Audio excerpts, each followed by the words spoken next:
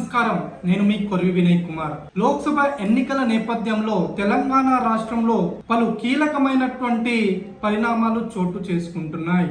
ఈ నేపథ్యంలోనే BSP chief గా ఉన్నటువంటి ఆర్ఎస్ ప్రవీణ్ కుమార్ బీఎస్పీ పార్టీకి రాజీనామా చేశారు.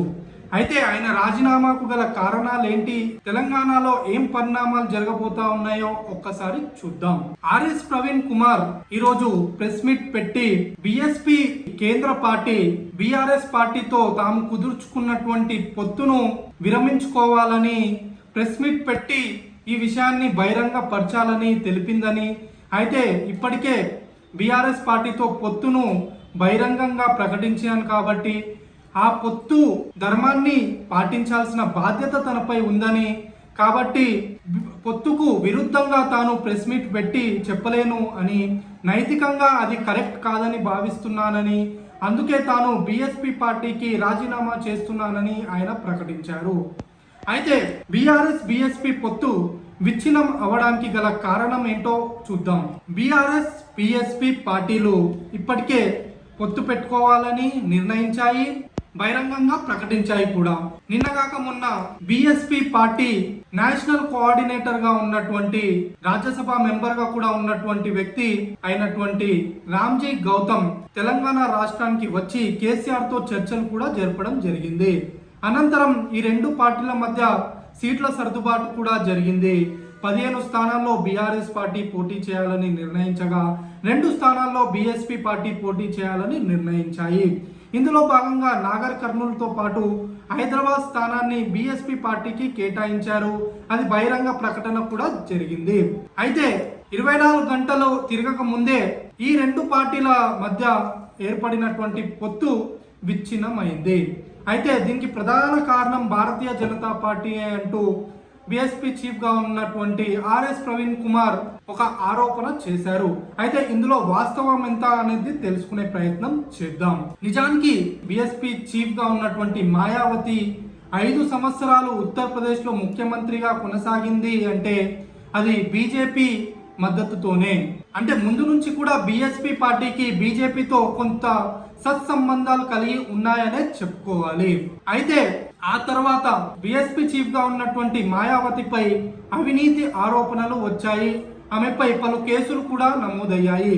అప్పటి నుంచి కూడా ఆమె కొంత బీజేపీ అలానే కాంగ్రెస్ పార్టీ కూటములకు దూరంగా ఉంటూ వస్తున్నారు.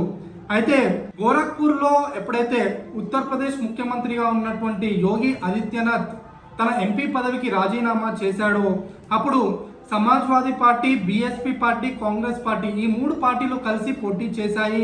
అప్పుడు ఈ కూటమి విజయం సాధించింది. అప్పుడే భారతీయ జనతా పార్టీకి అర్థమైంది ఉత్తరప్రదేశ్ లో ఎస్పీ, బీఎస్పీ అలానే కాంగ్రెస్ పార్టీ కూటమిగా ఏర్పడితే బీజేపీకి గెలుపు అవకాశాలు తగ్గిపోతాయని అర్థమైంది. దీంతో అప్పటికే కేసుల్లో ఉన్నటువంటి మాయావతిని తన దారిలో తెచ్చుకునే ప్రయత్నం బీజేపీ చేసింది. అప్పటి నుంచి కూడా ఆమె ఇండియా కూటమికి కానీ లేదంటే ఎన్డీఏ కూటమికి కానీ దూరంగా ఉంటూ వస్తున్నారు. ఎప్పుడు ఆమె బీజేపీకి అగెయిన్స్ట్ గా ఎలాంటి స్టేట్మెంట్ చేయకపోయినప్పటికీ కూడా ఆ పార్టీకి విరుద్ధంగా మాత్రం ఆమె ఎప్పుడు వెళ్ళలేదు. ఒక విధంగా చెప్పాలి అంటే ఇండైరెక్ట్ గా భారతీయ జనతా పార్టీకి ఆమె మద్దతు పలుకుతూ వస్తున్నారనే చెప్పుకోవాలి. నాకు ముందు నుంచి కూడా ఈ పొత్తుపై ఒక సందేహం ఉండేది. భారతీయ జనతా పార్టీ వ్యతిరేకంగా వ్యవహరించినటువంటి మాయావతి ఈ పొత్తుకు ఎలా అంగీకరించారన్న ఒక డౌట్ ఉండేది. అది ఈ రోజు క్లారిటీ వచ్చిందనే చెప్పుకోవాలి.